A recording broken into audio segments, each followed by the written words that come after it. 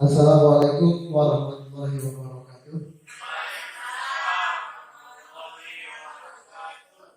Bapak Ibu yang saya hormati, pada siang hari ini, marilah kita mengucapkan alhamdulillah kepada Allah Subhanahu wa taala karena berkat rahmat dan nikmat juara pada siang hari ini kita masih diberikan kesehatan dan kesempatan sehingga bisa menghadiri diseminasi untuk sebagai seorang guru penggerak. Kemudian sholawat beserta salam tidak lupa untuk bacakan bagi alam yang ada dari Muhammad Sallallahu Alaihi Wasallam yang ada dari Muhammad Allahumma sholli ala Muhammad wa ala ali Muhammad. Bapak Ibu yang saya hormati, terima kasih atas waktu yang telah diberikan kepada saya sehingga Bapak Ibu menyempatkan untuk hadir ke ruangan ini dalam acara diseminasi budaya positif di sekolah. Ini adalah salah satu aksi nyata dari CGP Angkatan 10. Diseminasi itu artinya adalah menyebarluaskan pemahaman saya selama ini lebih kurang 3 bulan, waktu 1.1, 1.2, sekarang ada 1.4. Budaya positif. Bapak Ibu perkenalkan, di sini ada Ibu Fasilitator NPD, terus sebagai pelajar praktik yaitu Bu Dialosa, terus kepala sekolah Pak BMP dan CGP-nya saya sendiri untuk sebelum kita memulai materi, Bapak Ibu harus konsentrasi. Mari kita lihat permainan ini, ikuti instruksinya. Ya, siap Bapak Ibu, kita mulai. Nah, ini tes konsentrasi, ikuti perintahnya. Ya, main-main dulu. Oke. Hai, di video kali ini saya akan mencoba untuk menguji seberapa kuat konsentrasi Anda dan seberapa cepat Anda berpikir. Tertarik? Ikuti permainan ini hingga selesai. Oke, sebelum ke permainan, saya akan kasih tahu dulu peraturannya, yaitu kamu harus menjawab semua pertanyaan saya seketika tanpa jeda sedikit pun. Ingat, tanpa jeda sedikit pun. Siap? Siap. Oke, kalau sudah siap, mari kita mulai. Kapur tulis biasanya berwarna, kertas HPS biasanya berwarna, salju biasanya berwarna, mutiara biasanya berwarna, induk sapi biasanya minum.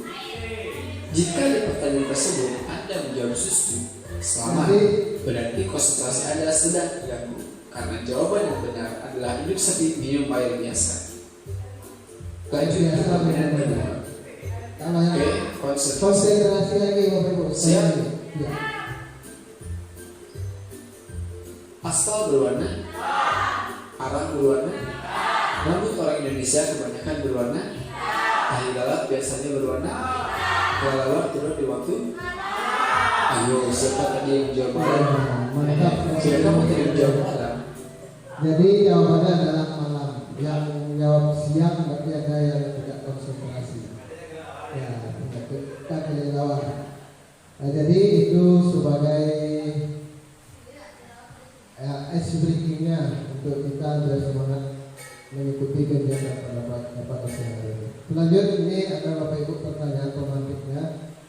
Bapak Ibu tahu nggak gambar siapa yang di samping itu? Ki Hajar Dewan. Nah, kalau ditanya pertanyaan kedua itu filosofi pendidikan beliau apa? Ya, Pak Ari. Pak Ari, oke. Jadi, yes. Nah, Oke, pertanyaan yang kedua, masih ingatkah dengan filosofi pendidikan beliau?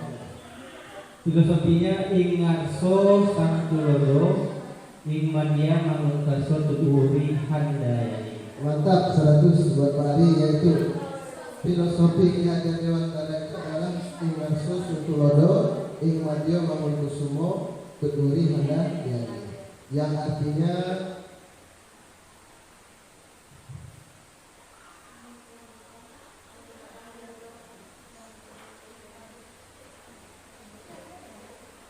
apa artinya Pak Ali?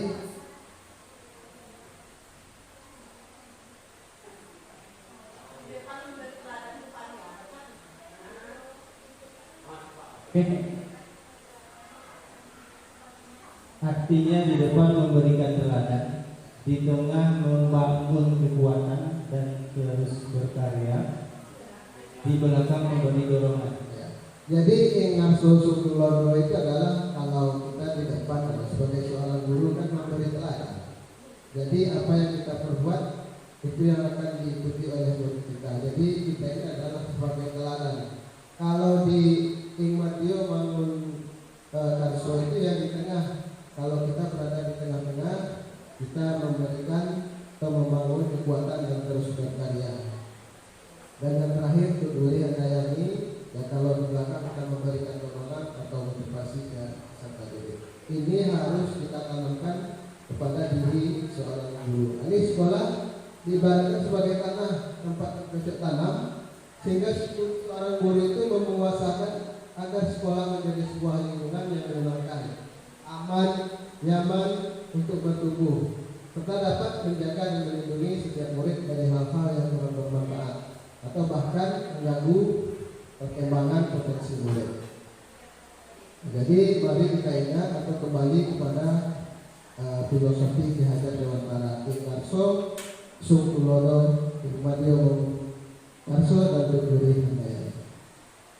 Silakan duduk Pak Budi. Yang berikut ini pertanyaan yang kedua. Ini kita sambil menikmati suasana walaupun dalam keadaan panas. Apa pentingnya menciptakan suasana positif di lingkungan sekolah? Bagaimana menumbuhkan budaya positif di sekolah? Budaya positif sekolah itu apa contohnya Bapak Ibu? Dan seperti apa? Yang positif. Ya, apa yang kira-kira contohnya yang sudah kita terapkan di sekolah?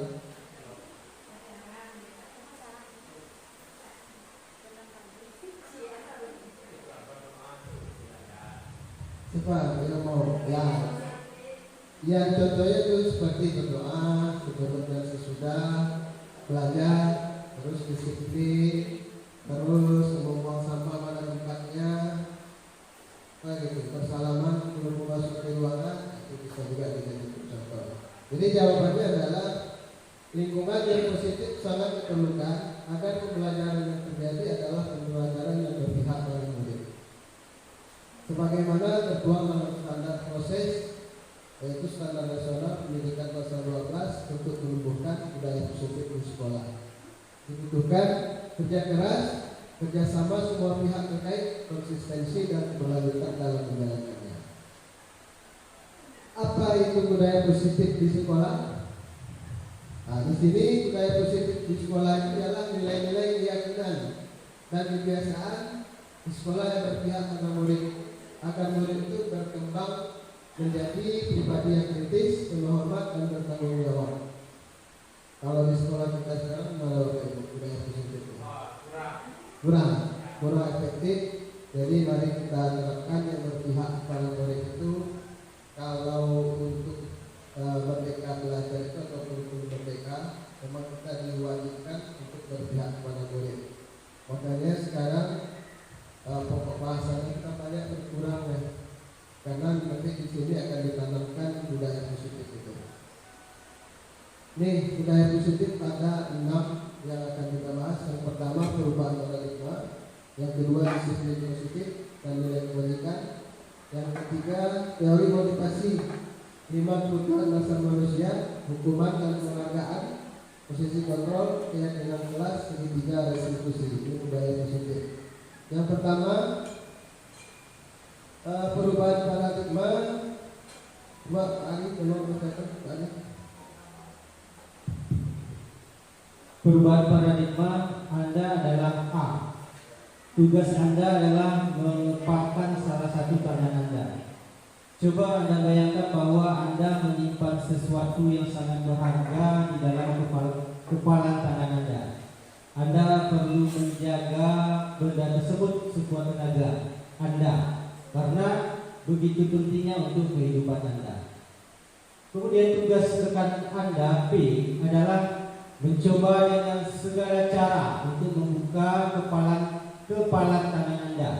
Teman Anda P boleh membujuk, menghardik, mengintimidasi, memahami, menggoda, menggelitik, bahkan menawari Anda uang agar Anda bersedia membuka kepala tangan Anda. Apa yang terjadi? Apakah A akan membuka kepala tangan atau menutupnya? Lalu siapa yang memegang kendali atau kontrol untuk membuka dan menutup kepala tangan? Oke, terima kasih Pak Ari. Jadi dari ini perubahan paradigma ini, jadi ibaratkan kita mengepal tangan, dalamnya ada sesuatu, dan ada Bapak Ibu yang ingin tahu atau penasaran apa sih isinya di dalam kepala Pak Ari itu. Nah, itulah ini dengan menghardik boleh, mengancam atau membujuk, memarahi, menggoda, menggelitik dan lain sebagainya. Apakah Pak Ari bersedia memperlihatkan itu semua? Nah, tidak kalau ini. Nah, jadi bisa. Lalu pertanyaan yang kedua, siapakah yang memegang kendali? Apakah B tadi atau A? Nah, jadi yang berperan itu adalah A. Nah, ini pada dasarnya kita tidak dapat memaksa murid itu untuk berbuat sesuatu jikalau murid tersebut memilih untuk tidak melakukannya. Contoh, kita ada tugas, anak murid itu kita lagi malas, kita harus pandai membujuk, merayu siswa tadi agar dia mau melakukannya, tapi tanpa dengan memarahi atau menghadik atau mengancam nilai yang dapat turunkan. Bila kita ingin membuat kemajuan perlahan, sedikit-sedikit ubahlah sikap atau perilaku Anda. Namun bila kita ingin memperbaiki cara-cara utama, maka kita perlu merubah kerangka acuan kita. Ubahlah bagaimana Anda bisa melihat dunia, bagaimana Anda berpikir tentang manusia. Ubahlah paradigma Anda. Skema pemahaman penjelasan aspek tertentu tentang realitas. Jadi kita harus bertahap merubah yang tidak baik tadi menjadi lebih baik. Sekarang yang kedua adalah disiplin positif. Jadi di sini untuk menciptakan murid yang merdeka itu syarat utamanya adalah harus ada disiplin yang kuat. Disiplin yang dimaksud adalah disiplin diri yang memiliki motivasi internal. In itu apa artinya Bapak Ibu? Dalam atau luar? Dalam berarti harus ada motivasinya dari dalam, bukan dari luar, bukan dari paksaan, tetapi dari dalam diri kita itu harus timbul motivasi. Motivasi itu yang bisa, yang tahu dengan diri kita kan adalah kita sendiri. Jika kita tidak memiliki motivasi internal, maka kita memerlukan pihak lain untuk mendisiplinkan kita atau motivasi eksternal yang dari luar. Jadi kalau anak itu tidak mau mengeluarkan atau tahu dengan motivasi dirinya, kita yang menggalinya. Menurut Kiai Dewantara, di mana ada kemerdekaan, disitulah harus ada disiplin yang kuat. Sesungguhnya disiplin itu bersifat self-disiplin. Self itu adalah diri, yaitu kita sendiri mewajibkan dengan sekeras-kerasnya. Itu menurut Ki Hajar Dewantara.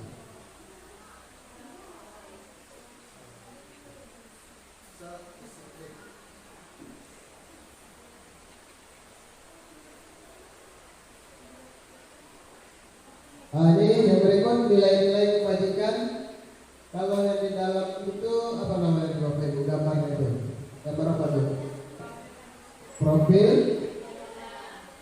profil pelajar Pancasila. Masih ingat dengan profil pelajar Pancasila Bapak Ibu? Ibu Lili yang pertama apa?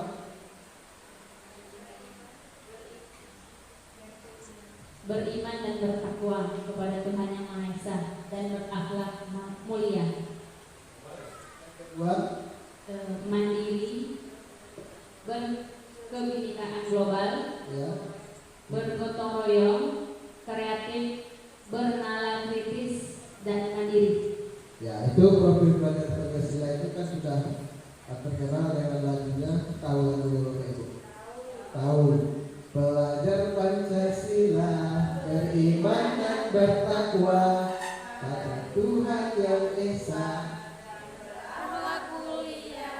berkebinekaan global, gotong royong mandiri, kreatif dan bernalar kritis. Nah, itu harus ada Bapak Ibu di dalam lingkungan sekolah itu.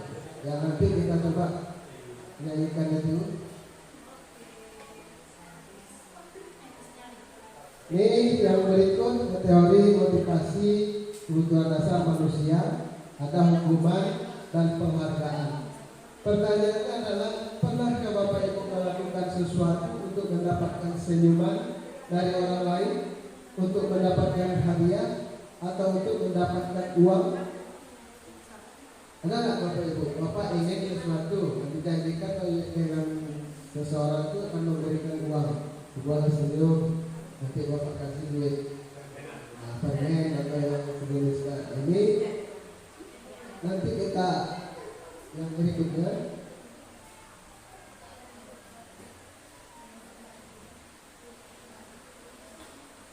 Jadi menurut Dai Gosen dalam bukunya, yaitu yang pertama, untuk menghindari ketidaknyamanan atau hukuman.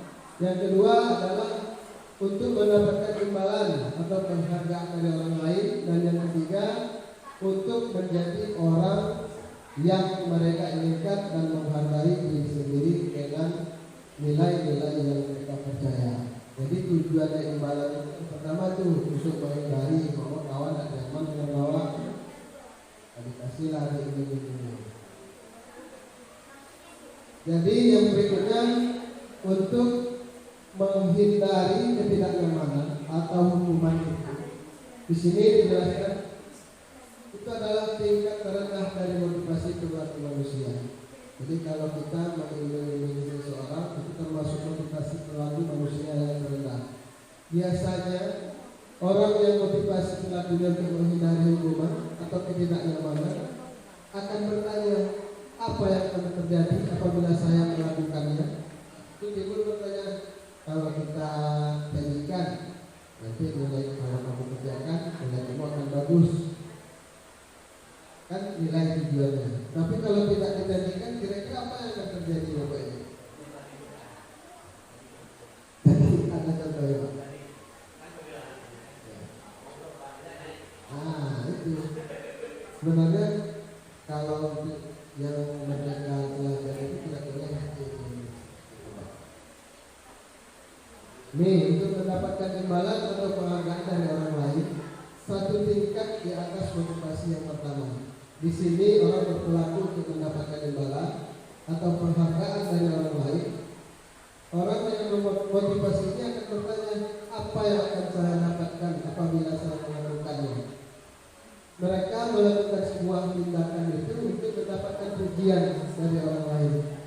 Contoh misalnya, guru-guru ini kadang kan disuruh mengerjakan PNS, dilatih oleh kepala sekolah, baru jalan. Sebenarnya itu motivasi datangnya dari luar. Untuk menjadi orang yang mereka inginkan dan menghargai diri sendiri dengan nilai-nilai yang kita percaya itu adalah orang yang motivasi dia akan menjadi orang yang seperti apa bila saya melakukan yang diperintah itu. Kalau tadi apa yang akan saya terima kalau tidak melakukannya? Kalau melakukan pakai nilai, kalau tidak melakukan tentu Tujuan dari disiplin positif adalah menanamkan motivasi yang ketiga pada murid-murid kita, yaitu untuk menjadi orang yang mereka inginkan dan menghargai diri sendiri dengan nilai-nilai yang mereka percaya. Nih Bapak Ibu, bagaimana cara kita sebagai guru untuk menanamkan disiplin positif ini kepada murid kita? Bagaimana caranya Bapak Ibu? Bu Yanis bertanya ini, bagaimana cara kita sebagai guru untuk menanamkan disiplin positif ini kepada murid kita? Caranya, sekarang kalau misalnya orang murid kita itu tidak disiplin lagi, itu ada triknya supaya ini yang pertama.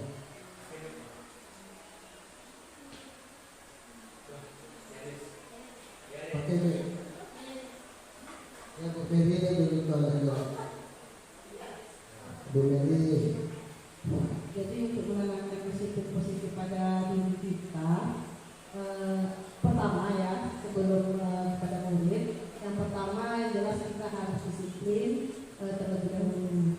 Ya, barulah ke anak kita. Contohnya adalah mungkin datang tepat waktu atau datang sebelum jam, misalnya guru piket ya, guru piket seperti hari ini mungkin datang sebelum jam 7, dan datang mungkin berdiri di depan gerbang.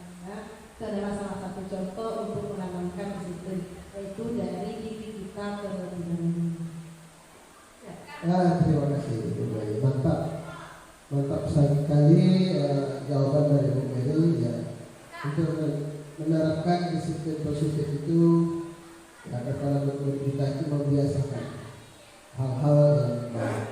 Terus memahami kebutuhan dasar manusia. Ini Bapak Ibu yang harus kita tahu. Kebutuhan kita atau kebutuhan manusia itu ini ada 5. Yang pertama kebutuhan bertahan hidup. Yang kedua bentuk hari bentuk hari.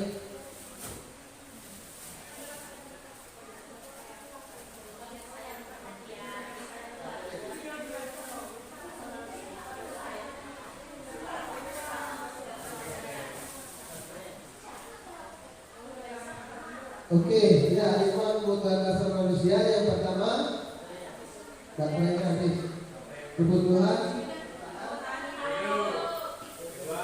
Kebutuhan kasih sayang dan rasa diterima. Penguasaan atau kebutuhan pengakuan atas kemampuan. Kebebasan, kebutuhan akan pilihan. Kesenangan, kebutuhan untuk merasa senang. Jadi ini harus kita pahami. Jadi anak itu atau kita sendiri tentu kita ingin hidup yang pertama. Yang kedua kita memerlukan kasih sayang. Sama juga dengan peserta didik kita. Terus itu penguasaan. Yang berikut kebebasan.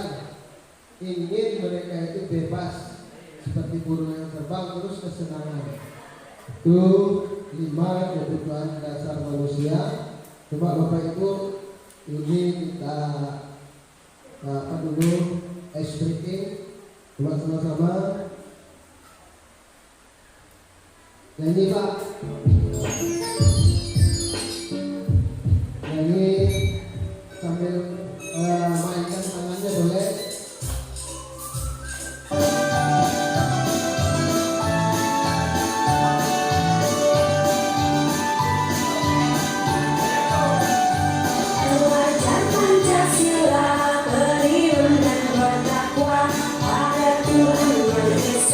Yang berakhlak mulia, berkebudayaan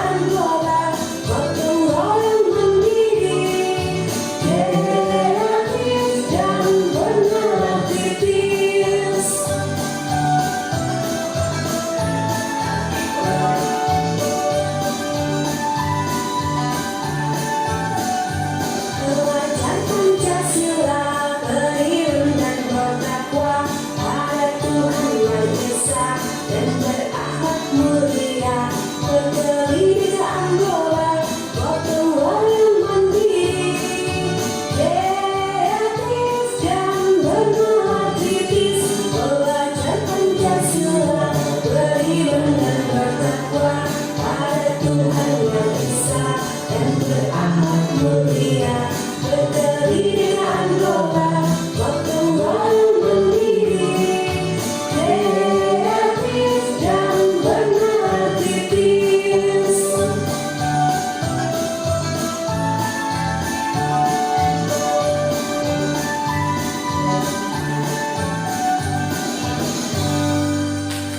Oke, terima kasih. Ya, jadi ini ya boleh kita terapkan tadi ya. Ini kita terapkan di kelas kita. Ya, mungkin anak didik itu sudah jenuh. Kekuatan kita itu Bapak Ibu hanya 15 menit. Kalau dalam 15 menit itu kalau ngoceh atau menjelaskan itu jenuh anak murid kita. Jadi perlu sesekali diadakan pandai-pandai kita lah ice breaking itu, mau nyanyi atau mau nanti tebak-tebakan boleh. Ini ada kasus Bapak Ibu, kalau kita di posisi Ibu Yuli ini, ya kasusnya itu adalah Ibu Yuli ini adalah wali kelas di 7A di SMPN Bapak Pranak Azhar. Jadi dia itu menghadapi ulang salah satu murid di kelasnya yang bernama Tony.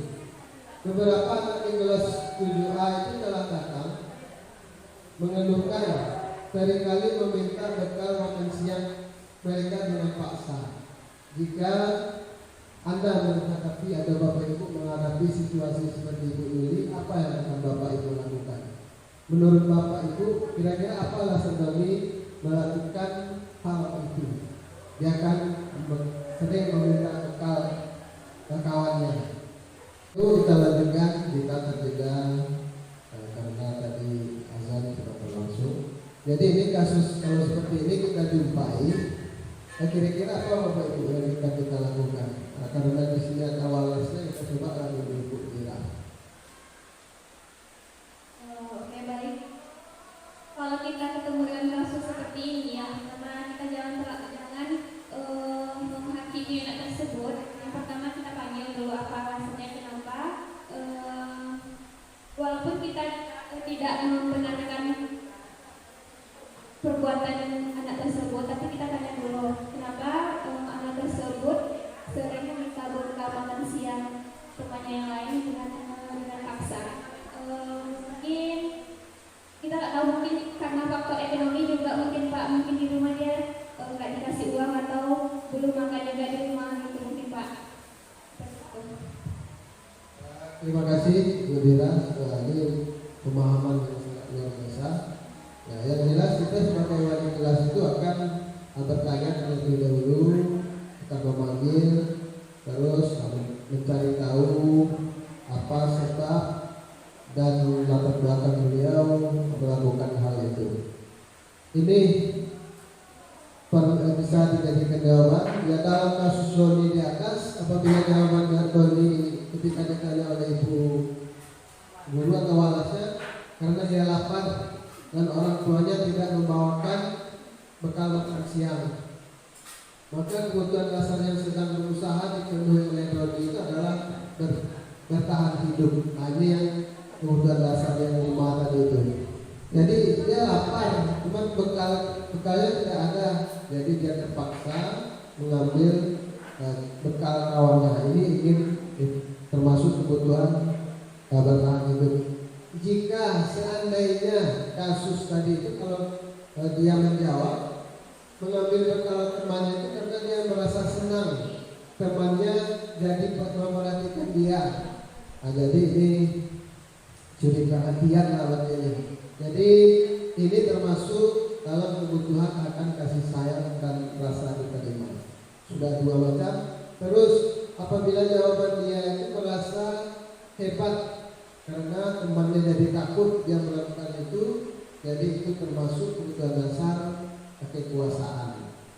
Nah, jadi inilah macam anak, jadi nanti kita golongkan mana lah dia anaknya. Kalau dia memang tidak dikuatkan bergaul oleh orang tuanya, berarti dia ingin bertahan hidup dan lain sebagainya. Ini kalau seandainya dia menjawab merasa bosan dengan bekal makanan yang dibuatkan oleh orang tuanya, jadi ini termasuk kebutuhan akan kebebasan. Jadi mungkin itu saja bekal yang dibuatkan oleh orang tuanya dan mulai bosan, dia berarti kebebasannya tidak ada kebebasan. Terus yang berikut, jika dia melakukan iseng saja atau mengganggu saja, hanya ingin mengganggu temannya, itu dia mendapatkan kebutuhan dasar kesenangan. Ini Bapak Ibu yang perlu kita perhatikan, ada 3 macam, atau ini ada hukuman dan konsekuensi. Jadi nanti kita pahami satu persatu. Ini kasus yang kedua. Ini ada, misalkan saya guru matematika, sehingga pada saat pelajaran dia lebih banyak berdiam diri atau menggambar di buku. Ini anak murid kita nih, dia dalam pelajaran matematika dia diam, terus membaca bukunya. Jadi sebagai seorang guru bertanya kepada si anak tadi, dan ternyata anak itu gugup dan tak sengaja menjatuhkan tasnya dari kursi, serta tiba-tiba menjadi gagap pada saat berupaya menjawab. Ya kan kalau anak itu merasa bersalah kan begitu. Tapi pelakunya tak tahu kesenggol tasnya, gagap atau gugup. Jadi terus membiarkan teman-temannya tertawa, beragap dan malu luar biasa. Malahan kita sebagai guru itu meminta kembali IPA itu untuk maju ke depan, padahal dia tidak memperhatikan begitu, dia asik sendiri kan. Kita sebagai seorang guru saking kesalnya, kita suruh anak tersebut ke depan. Saya yakin bahwa dia itu tidak akan mampu menjawab, tapi kita masih tega juga untuk menyuruh beliau ke depan. Sementara tadi sudah diketawakan sama teman-temannya. Jadi pertanyaannya, apakah tindakan saya itu hukuman atau konsekuensi? Jadi ini sebelum kita cari pengertiannya, kita coba dulu. Ini kasus ini termasuk hukuman atau konsekuensi, Bapak Ibu? Hukuman. Kalau Pak Ali hukuman, Pak Sukadi konsekuensi. Jadi mari kita lihat untuk pengertiannya. Nih Bapak Ibu, hukuman, konsekuensi, penghargaan. Kalau hukuman itu bersifat satu arah dari pihak guru yang memberikan, dan murid hanya menerima suatu hukuman tanpa melalui suatu kesepakatan atau pengarahan dari pihak guru, baik sebelum atau sesudahnya. Sementara konsekuensi itu adalah atau dibuat oleh pihak guru dan murid, jadi bersama mengetahui sebelumnya konsekuensi yang akan diterima bila ada pelanggaran. Terus yang penghargaan, suatu benda atau peristiwa yang diinginkan yang dibuat dengan persyaratan jika bersedia melakukan maka akan diberikan penghargaan yang diinginkan. Jadi kasus tadi hukuman atau konsekuensi? Masih bertahan hukuman. Lanjut. Jadi perbedaan hukuman dan konsekuensi biar paham lebih. Kalau hukuman itu sesuatu yang menyakitkan harus terjadi. Yang kedua, membuat anak sakit fisik maupun hati untuk jangka waktu yang lama. Jadi kasus tadi hukuman atau konsekuensi. Terus yang ketiga, anak membenci kedisiplinan. Yang keempat, paksaan. Sementara konsekuensi itu sesuatu harus terjadi. Yang kedua, membuat anak merasa tidak nyaman dan dalam jangka waktu pendek. Kalau tadi itu kalau kita lakukan jangka panjang atau jangka pendek yang akan terjadi. Yang jelas dia malu. Jangka pendek. Lanjut. Anak menghargai disiplin. Terus yang berikut, mendorong anak agar mudah menyesuaikan diri. Ini hukuman dan konsekuensi. Jadi kalau tadi itu Pak termasuk hukuman Pak. karena dia sesuatu yang menyakitkan harus terjadi. Anak itu kan fisik maupun hatinya yang kotor. Jadi kalau hati anak itu karena kita menyuruh, itu termasuk hukuman. Nih Bapak Ibu, hukuman. Coba kita bedakan mana yang hukuman dan mana yang konsekuensi. Yang pertama itu mencatat 100 kali di dalam buku kalimat saya tidak akan selamat lagi karena terlambat. Nah, ini yang pertama, ini hukuman atau konsekuensi? Satu-satu dulu Pak. Nah, mencatat 100 kali kita perintahkan anak itu mencatat 100 kali dalam bukunya saya tidak akan terlambat lagi. Nah, sebanyak 100. Apa nih nomor 1 Bapak Ibu? Konsekuensi. Kalau yang nomor 2 membersihkan coretan yang dibuatnya di meja tulis. Hukuman atau konsekuensi?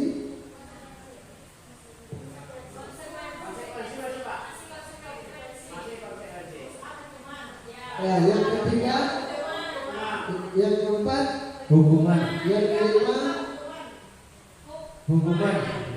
jadi kalau yang menyakitkan fisik Itu hukuman. termasuk hukuman. Tapi kalau dia hanya sekedar memperingati atau membiasakan diri yang tidak membuat fisik anak tersebut tercederai atau capek, itu termasuk konsekuensi. Sudah paham Bapak Ibu? Hukuman dan konsekuensi. Nanti kita coba penghargaan. Ini lagi Bapak Ibu.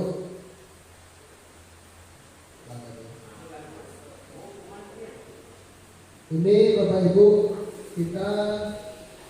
saya kemarin sebelum mempelajari 21.4 ini atau mengikuti guru penggerak ini, saya banyak melakukan kesalahan. Kita sebagai guru itu ada 5 posisi kontrol guru itu Bapak Ibu. Yang pertama penghukum, yang kedua pembuat merasa bersalah, yang ketiga teman, yang keempat pemantau, yang kelima manajer. Kira-kira dari 5 ini mana yang bagus Bapak Ibu? Yang paling bagus adalah manajer. Ya, kita tidak boleh menjadi seorang penghukum, apalagi ini penghukum ini bahaya Bapak Ibu. Sedikit-sedikit anak itu kita suruh lari atau hormat atau berdiri di depan kelas dan lain sebagainya. Ini 5 contoh penerapan posisi kontrol guru. Yang pertama, siswa tidak memakai atribut lengkap saat upacara bendera. Kalau seorang penghukum itu akan menyuruh anak itu hormat atau berdiri setelah upacara, kita kan sering begitu. Itu termasuk penghukum. Terus yang kedua, berapa kali Bapak Ibu harus memberitahu kamu selalu saja mengecewakan ibu atau bapak. Nah, ini yang membuat anak itu bersalah. Dengan kata-kata kita dia merasa bersalah. Bapak kecewa loh dengan kita lakukan kamu seperti ini. Kalau tidak ikut, tidak lengkap atribut saat mengikuti upacara. Kamu tidak membuat tugas ini, tidak melakukan ini, tidak kasihan sama bapak. Nah, ini termasuk kita membuat anak itu merasa bersalah sendiri, kan mengorbankan hati dia. Terus yang ketiga, kalau sebagai kawan, ayo dong ikuti aturan sekolah, kalau bantu bapak ya. Jadi ya sudah, tidak apa-apa. Lain kali jangan sampai berbuat seperti ini lagi ya. Kan? Ini kita anggap sebagai teman lah murid kita itu. Ini juga boleh. Terus yang keempat, sebagai pemantau, kamu sudah melanggar peraturan sekolah. Kamu tahu konsekuensinya. Setelah upacara, kamu beli atributnya ke koperasi, bedanya diulangi lagi ya. Jadi disuruh anak itu untuk membeli atau melengkapi. Kalau sebagai manajer, apa kamu tahu kesalahan kamu? Nah, boleh pakainya. Kira-kira bagaimana kamu memperbaiki kesalahanmu? Jadi kalau manajer ini kita kalau ada kasus Bapak, kita harus mencari anak itu yang mencarikan solusi. Umpama tadi itu kasus Bapak. Tidak mengerjakan PR itu kan kira-kira solusinya apa? Apakah kita harus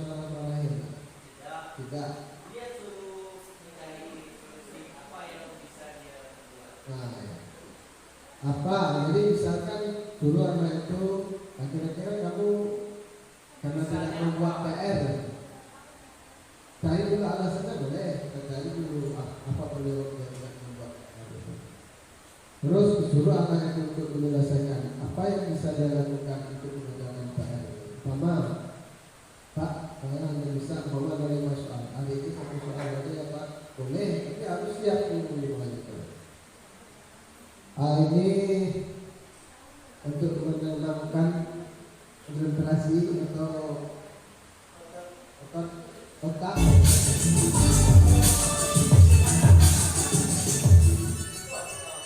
Ini tebak-tebakan ya. Nah, ini hanya orang jenius yang bisa menemukan semua perbedaan. Soal kali. Boleh. Kenapa dua letter? Mudah dan sulit itu tinggal. Nah, siap. Ya, ambil yang kedua. Yang pertama, temukan dua perbedaan sampai itu sampai. Nah, enggak. Hai, apa perbedaannya?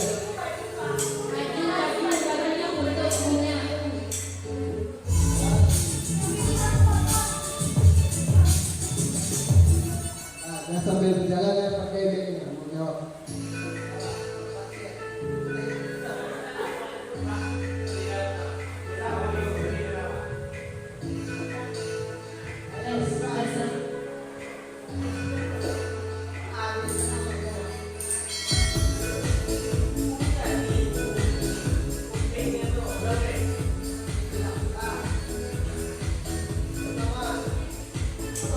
Punya tidak sempurna.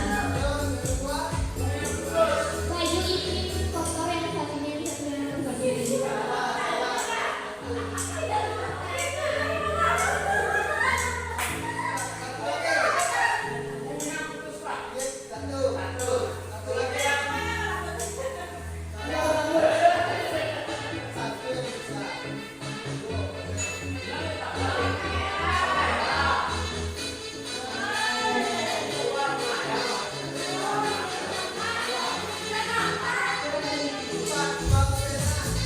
Habis satu alis mungkin.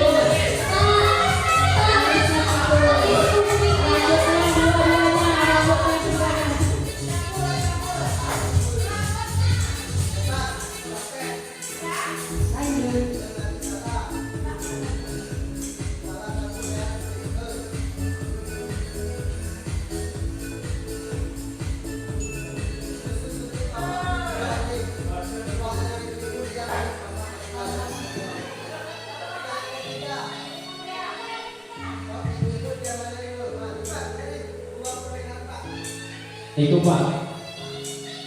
Aku. Tangannya Pak. Beragam. Apa tangannya Pak?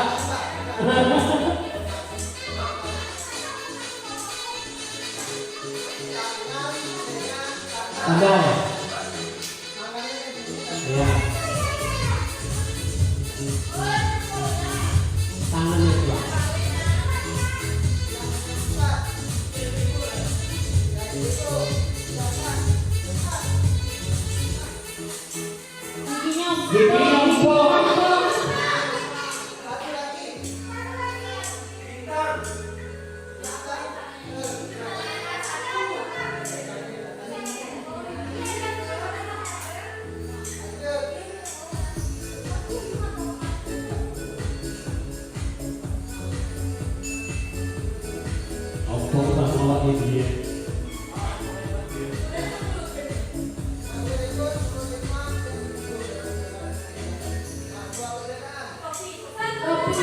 Kopinya satu.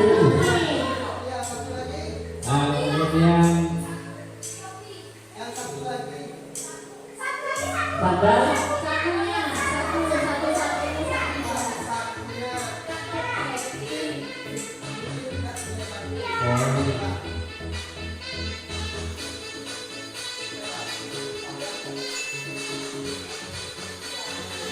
Yang berikut masih konsentrasi, ini yang mudah ya, mudah. Ini yang sulit.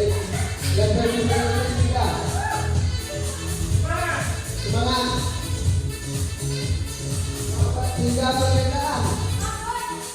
Rambut satu.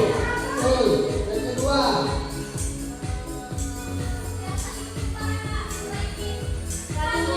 Ya. Betul. Yang terakhir. Yang ketiga. Nampak. Yang nampak. Salah. Tinggal yang warna baju ini punya. Tidak.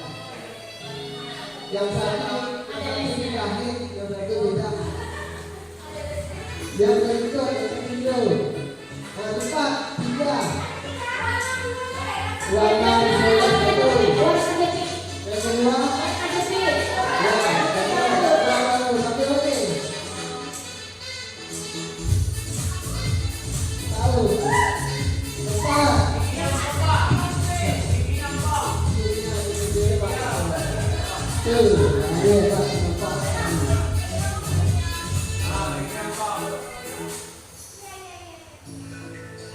Masih fokus? Masih. Delapan. Ya. Sambil minum. Coba temukan tiga perbedaan. Yang pertama, goteng, betul. Yang kedua, empat. Ada yang dulu,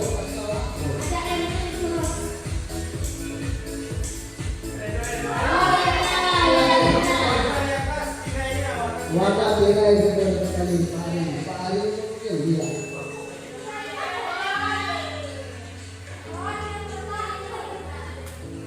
Yang terakhir apa itu? Nih, apa yang ada? Satu yang matanya keluar. Matanya yang keluar tuh. Matanya nggak ada. Ya. Benarnya satu merah satu enggak. Jempol satunya satu. Tangannya satu Lampu, pas. Mantap. Lampu satu.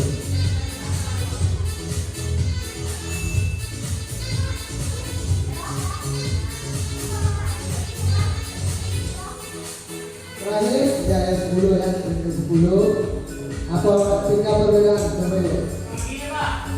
Gigi, betul. Yang kedua, warna ketiga. Warna peci. Tangan satu yang kepala menunggu.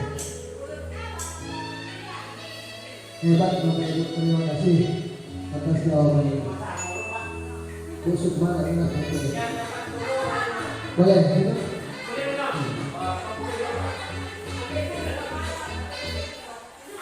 Ini yang berikut masih ada sedikit lagi Bapak Ibu. Sudah, ini kita masuk kepada keyakinan kelas. Saya selaku guru ini belum pernah menerapkan keyakinan kelas. Cuman semenjak saya paham ini untuk tahun yang baru, mari kita sama-sama ya Bapak Ibu, kembali di sini Bapak Ibu. Jadi kita usahakan nanti Bapak Ibu sebelum kita memulai pelajaran kita buat dulu keyakinan kelas atau kesepakatan kelas. Keyakinan kelas itu Bapak Ibu, dan berdasarkan keyakinan kelas itulah kita akan membimbing anak didik kita. Yang pertama, keyakinan kelas itu bersifat lebih abstrak daripada peraturan. Kalau sekarang kita peraturan makanya diberikan. Terus yang kedua, seseorang yang lebih bergerak dan bersemangat untuk menjalankan keyakinannya. Terus yang berikut, menekankan pada keyakinan seseorang akan lebih motivasi. Contoh pada gambar Bapak Ibu, keyakinan kelasnya. Yang pertama saling membantu, boleh. Terus yang kedua, ibadah tepat waktu. Terus yang ketiga, sopan dan santun. Kalau boleh kita tambahkan Bapak Ibu, kalau kita kan pas forum itu, kalau keyakinannya adalah HP di silent misalkan. Terus kalau untuk di ruangan kelas itu tidak boleh mencontek. Atau begini, kalau mau keluar itu hanya boleh sekali atau 2 kali, boleh. Kalau lebih dari itu nanti melanggar keyakinan kelas. Terus apa lagi yang berikut Bapak Ibu yang boleh kita terapkan? Nah, sama-sama kita cari keyakinan kelas yang baik.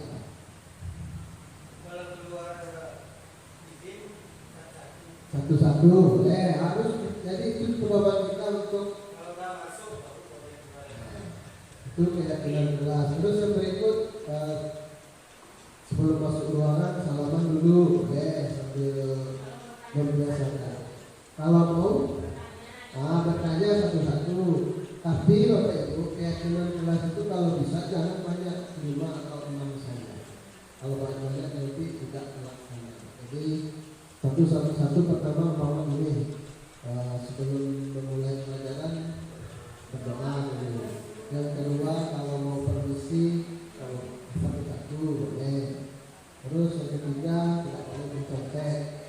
Dan ini harus kita terapkan untuk tahun ajaran baru. Jadi kita kalau melanggar ini bisa kita keyakinan kelas, nanti kita buatlah keyakinan sekolah. Keyakinan sekolah keluar pekarangan tidak boleh. Itu bersama-sama kita akan menentukan keyakinan kelas. Sampai di sini Bapak Ibu paham?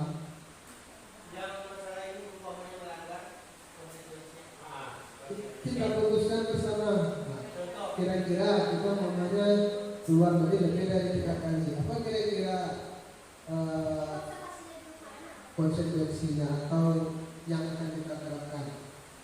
Kalau sampai 3 kali untuk hari kedua tidak boleh keluar, boleh juga kita putuskan dalam kelas. Kita tanya sama siswa itu, kalau siswa lagi melanggar, apa konsekuensi kita? Tapi jangan menyakiti fisik seperti yang telah tidak boleh melakukan hukuman. Nih contohnya, kalau peraturan kelas dengan keyakinan kelas itu Bapak Ibu, ini bedanya. Kalau peraturan kelas dilarang mengganggu orang lain, hadir di sekolah 15 menit, ini peraturan juga Bapak Ibu. Dilarang melakukan kekerasan, bergantian atau menunggu orang lain, ini di kantin bawah. Kalau keyakinan kelas, menghormati orang lain, terus berkomitmen lah kita menghormati. Terus yang kedua keselamatan, menghormati orang lain.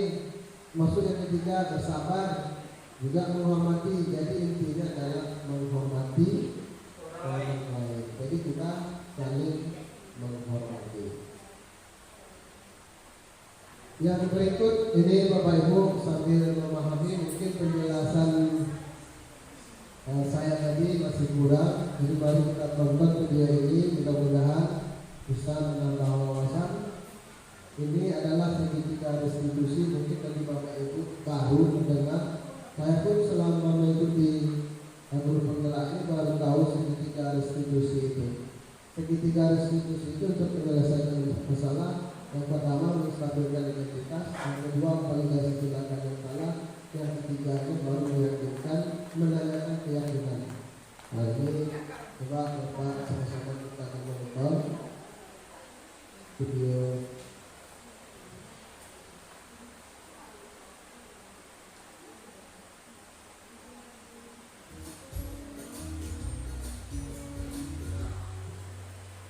Salam bahagia Ibu dan Bapak Guru hebat.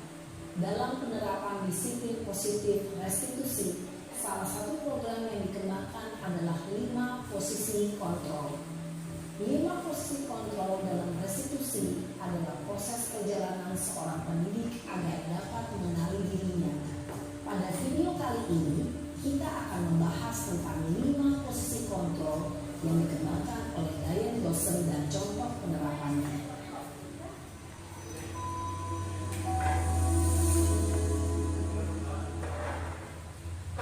5 posisi kontrol itu adalah 1. Posisi penghukum, 2. Posisi pembuat merasa bersalah, 3. Posisi teman, 4. Posisi pemantau atau monitor, dan 5. Posisi manajer. Untuk lebih memahami kelima posisi tersebut, mari kita saksikan kasus Naren yang terlambat hadir 20 menit di sekolah dan melihat bagaimana kelima posisi kontrol dalam menghadapi masalah tersebut.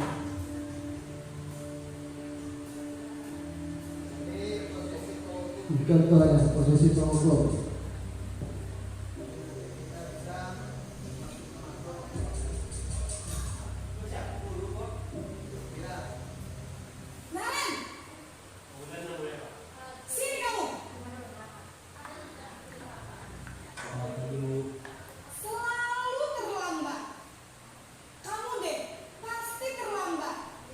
Maaf Bu, saya Apa coba?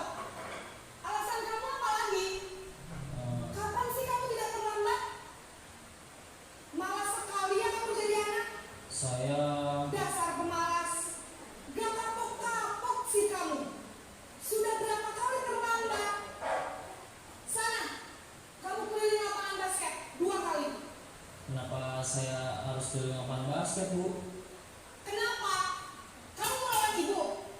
Berani-beraninya jawab. Sudah terlambat, masih berani jawab pula. Sekarang, keliling lapangan basket 5 kali sekalian. Biar kapok. Cepat. Pergi sana ke lapangan basket. Posisi penghukum biasanya berbicara dengan nada tinggi, menghardik, menunjuk-nunjuk, menyakiti, dan menyindir. Hukuman bisa berupa fisik maupun psikis. Ibu dan bapak guru hebat.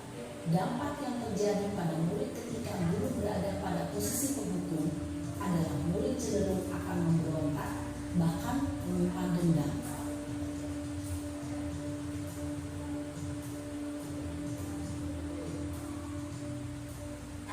Membuat merasa bersalah.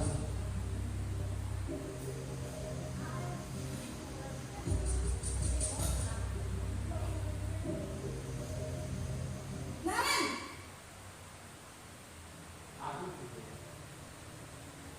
Selamat pagi Bu. Naren. Kamu kenapa terlambat lagi, nak? Ya Tuhan, Naren. Kamu senang ya bikin ibu susah ya? Kalau kamu terlambat lagi, nanti ibu yang ditegur bapak kepala sekolah, nak. Disangka ibu tidak bisa membina kamu. Duh, gimana ini? Maaf Bu, Duh, Gusti Naren. Kamu suka ya kalau ibu ditegur bapak kepala sekolah? Terus, sekarang ibu harus tulis apa yang di buku absen? Ini kamu sudah sering terlambat loh. Ibu harus apa coba? maaf Bu, maaf sekali. Ya sudah, lain kali jangan bikin ibu susah lagi anak ya. Ibu tidak akan kuat lagi kalau kamu begini terus. Bisa jantungan kalau ibu tegur bapak kepala sekolah. Sana cepat kelas. Maaf ya Bu, maaf sekali.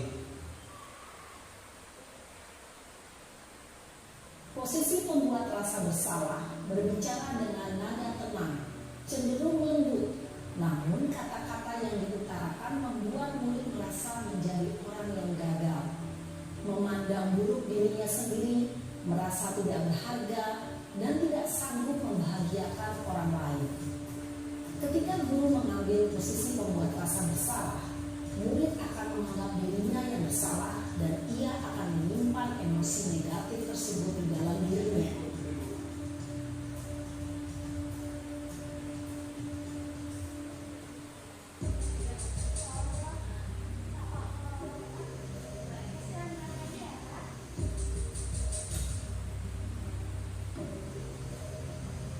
Naren,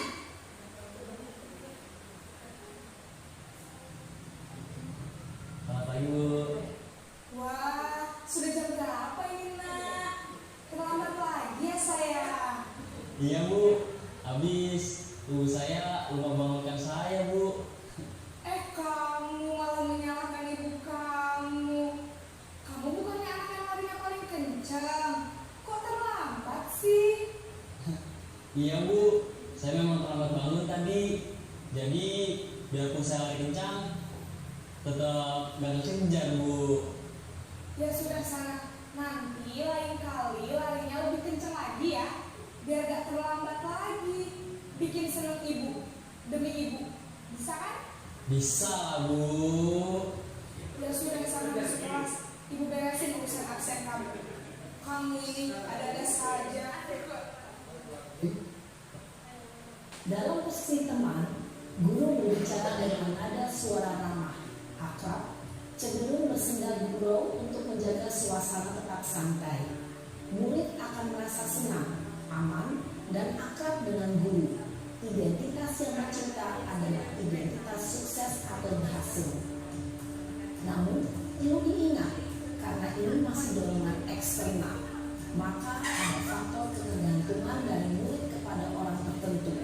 Di sini guru absennya, sehingga di lain waktu murid bisa berperilaku baik, namun hanya kepada orang-orang tertentu saja.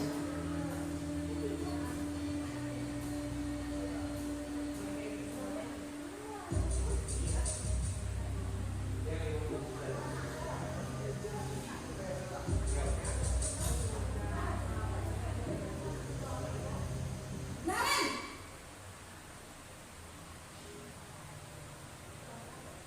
Selamat pagi Bu. Naren, apa peraturan sekolah kita tentang jam berapa kita harus masuk sekolah, nak? Kita harus di sekolah jam 7 Bu. Iya betul, sekarang sudah jam 7.20.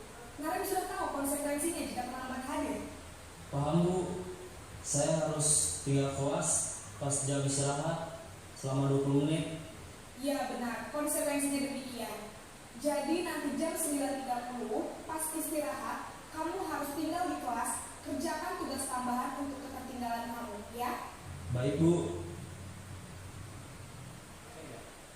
Posisi pemantau mengandalkan penghitungan atau data untuk mengontrol murid. Guru mengarahkan murid berdasarkan peraturan dan konsekuensi. Seorang pemantau menunjukkan bahasa tubuh dan ekspresi wajah yang datar dan cenderung formal.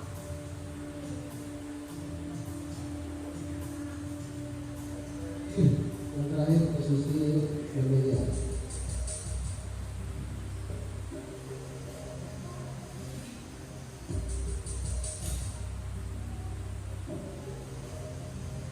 Naren!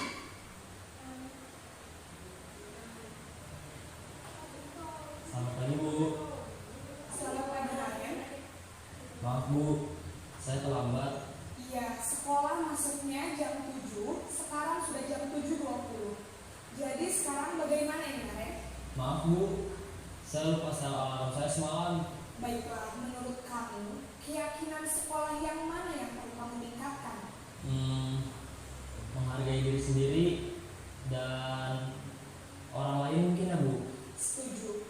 Jadi, apakah Naren meyakini prinsip saling menghormati tersebut? Iya Bu, saya meyakininya. Apakah Naren bersedia memperbaiki masalah keterlambatan ini? Bersedia Bu. Bagaimana kamu akan perbaiki masalah keterlambatan ini? Saya akan coba untuk tidak lupa menyetel alarm saya Bu.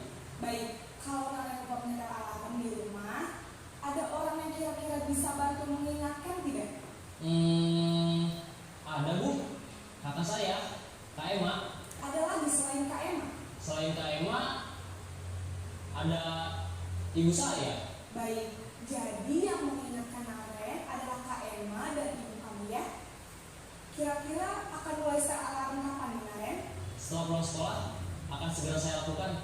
Baik, jadi Naren akan setel alarm untuk bangun besok pagi dan akan diingatkan oleh kakak dan ibunda Naren ya. Ada lagi yang mungkin perlu dilakukan, Naren, agar tidak terlambat bangun lagi. Tidak ada Bu. Baik, Naren, terima kasih untuk kerjasama kamu. Sekarang kamu perlu kembali ke kelas untuk belajar. Baik Bu, terima kasih. Posisi manajer adalah posisi kontrol yang disarankan untuk membimbing murid memiliki sikap disiplin yang positif, yaitu murid yang mandiri, bertanggung jawab, dan dapat memecahkan masalah. Tujuan dari posisi ini adalah agar murid dapat merefleksi atas tindakannya.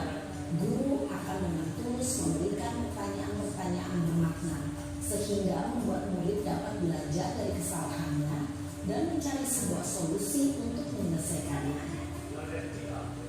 Ibu dan bapak guru hebat, setelah mengamati adegan 5 posisi kontrol tadi, kira-kira posisi mana yang paling ideal? Posisi mana yang dapat menunjang motivasi intrinsik murid? Ya, tentu posisi manajer.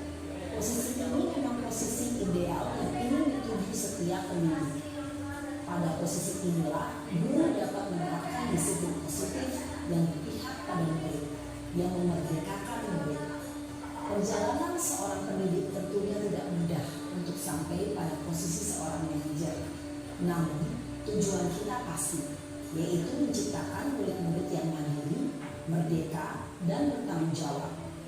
Semoga penggambaran 5 posisi kontrol yang telah diperlihatkan ini dapat menjadi ajang refleksi bagi kita semua, agar dapat terus mengasah dan menerapkan disiplin positif yang memerdekakan murid. Mari terus berlatih dan bersemangat. Selamat menerapkan. Salam dan bahagia Ibu dan Bapak Guru. Hebat. Selama ini kita melakukan yang mana-mana solusi kontrol yang kita lakukan. Penghukum sebagai teman, membuat merasa bersalah, atau memantau atau media yang sering dilakukan campur-campur, tapi lebih banyak penghukum dan Bapak Ibu. Jadi setelah kita melihat atau mempelajari tentang modul ini, ya mudah-mudahan Bapak Ibu bisa memahami. Ya, melalui restitusi itu kita murid berbuat salah, guru akan menanggapi dengan cara yang memungkinkan murid untuk membuat evaluasi internal tentang apa yang dapat mereka lakukan untuk memperbaiki kesalahan mereka. Dari internal itu, dari murid itu kita carikan solusi penyelesaiannya. Terus murid perlu bertanggung jawab atas perilaku yang mereka pilih. Namun mereka juga dapat memilih untuk belajar dari pengalaman dan membuat pilihan yang lebih baik di waktu yang akan datang.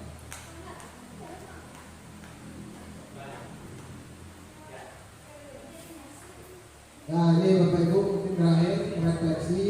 Saya minta dari Bapak-Bapak satu orang, dari Ibu satu orang memberikan refleksi kita pada pertemuan atau di simulasi ini. Akan dulu siapa yang mau memberikan refleksi ini? Terserah refleksi.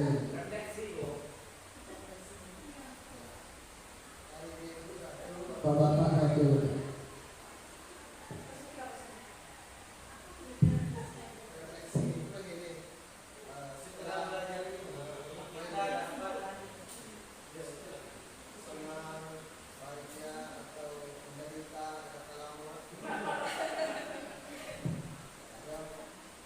Silakan refleksinya.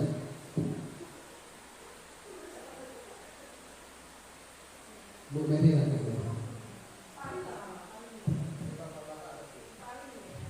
Pak Ali dulu, Pak Ali.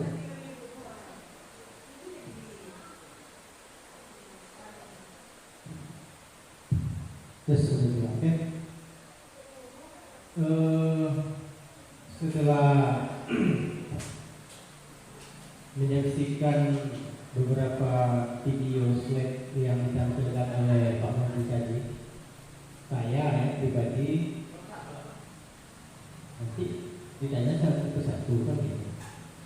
Saya pribadi dari pengalaman yang setelah sebelum ini saya mengajar itu masih banyak kekurangan, ya. Kemudian dengan adanya ini saya merasa semacam ada pencerahan mengenai kurikulum merdeka. Kira-kira seperti itu. Terima kasih Pak Ali yang telah menyampaikan refleksinya. Terus yang berikut dari Ibu gurunya lagi.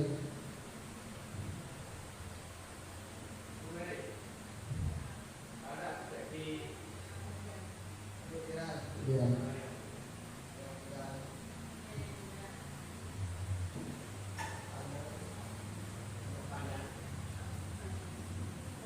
Hampir sama seperti Pak Ali tadi. Setelah Bapak Ibu guru telah melihat video slide yang ditampilkan Pak Menteri,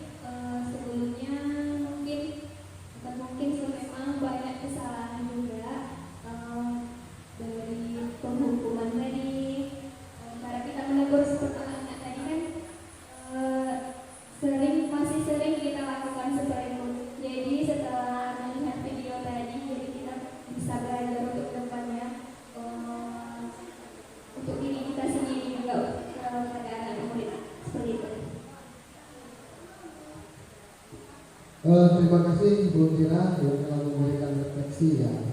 Saya berharap di simulasi ini ada yang bisa Ibu Bapak ambil dari kegiatan kita pada siang hari ini. Ini ya sebagai penyemangat Bapak Ibu ya. Kalau ada kesempatan nanti Bapak Ibu, saya berharap Bapak Ibu boleh mengikuti guru penggerak ini, karena di sini kita banyak mendapatkan ilmu yang bisa kita dapatkan. Kalau untuk mengikuti guru penggerak ini yang jelas selama 6 bulan lebih kurang. Habis itu dalam 6 bulan itu tidak mungkin kita tidak mendapatkan apa-apa. Jadi saya berharap nanti kalau ada pembukaan, marilah diikuti guru penggerak ini, karena tidak ada rugi Bapak Ibu. Nah, demikian acara kita pada siang hari ini. Lebih dan kurang saya mohon maaf kalau ada kata-kata yang kurang berkenan dari Bapak-Bapak Ibu atau kurang relevan saya, ya itulah yang bisa dapat saya lakukan. Akhirul kalam, wabillahi taufiq wal hidayah. Wassalamualaikum warahmatullahi wabarakatuh.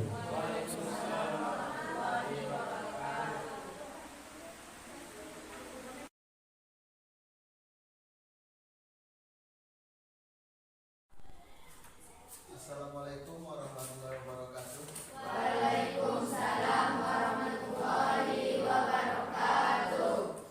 Apa kabarnya Bapak pada pagi hari ini? Baik. Masih semangat kan untuk sekolah? Masih.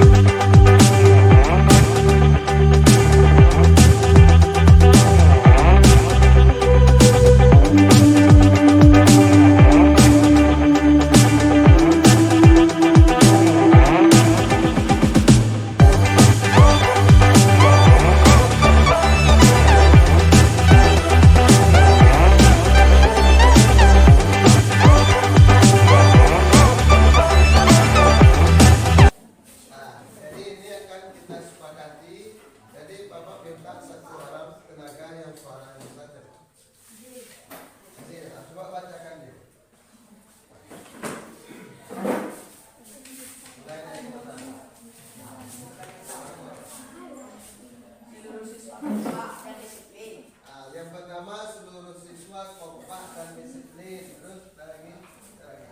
Tidak boleh berkata kasar. Tidak boleh berkata kasar ini termaunya.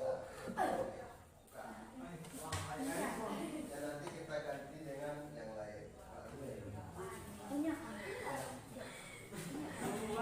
Pak, kelas 7B ini bisa kompak. Kompak aku tadi sudah kan? Buang aja.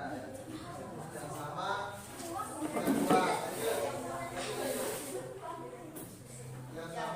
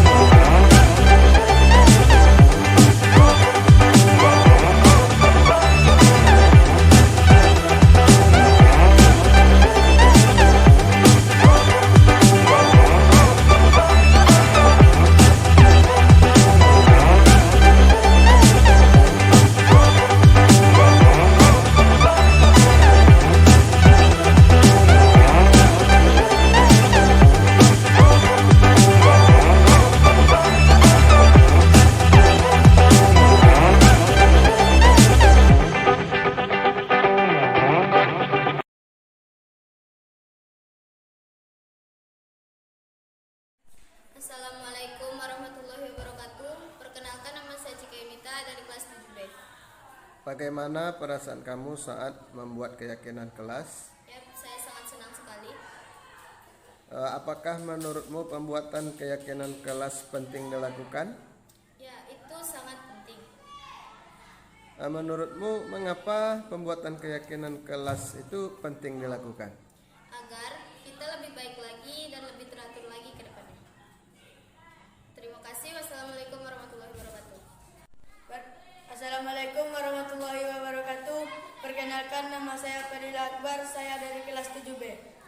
Bagaimana perasaan kamu saat membuat keyakinan kelas? Sangat menyenangkan. Apakah menurutmu pembuatan keyakinan kelas itu penting dilakukan? Sangat penting sekali. Menurutmu mengapa pembuatan keyakinan kelas itu penting dilakukan?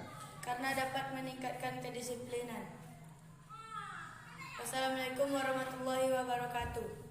Assalamualaikum warahmatullahi wabarakatuh. Perkenalkan, nama saya Dinda Afriliani dari kelas 7B. Bagaimana perasaan Dinda saat membuat keyakinan kelas? Semangat. Apakah menurut Dinda pembuatan keyakinan kelas itu penting dilakukan? Iya, penting. Menurut Dinda mengapa pembuatan keyakinan kelas itu penting dilakukan? Karena kita bisa menghargai orang lain. Terima kasih. Wassalamualaikum warahmatullahi wabarakatuh. Assalamualaikum warahmatullahi wabarakatuh. Perkenalkan, nama saya Fauzil Arya, saya dari kelas 7B. Bagaimana perasaan Azil saat membentuk keyakinan kelas? Saya sangat bahagia. Apakah menurut Azil pembuatan keyakinan kelas itu penting dilakukan? Ya, sangat penting sekali. Menurut Azil, mengapa pembuatan keyakinan kelas itu penting dilakukan? Karena bisa menemukan rasa tanggung jawab. Sekian, terima kasih. Assalamualaikum warahmatullahi wabarakatuh.